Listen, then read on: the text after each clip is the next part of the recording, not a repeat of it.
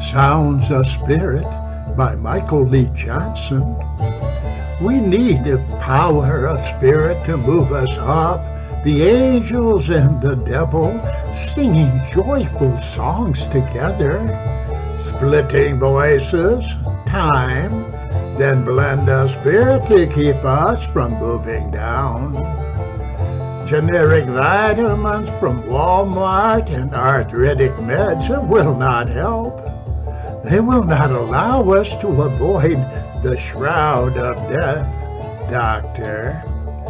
The wheelchair is better than the scythe of the Grim Reaper. Explain the celebration of death, how the rhythms nature calls and grunts, the sounds so similar for all of us.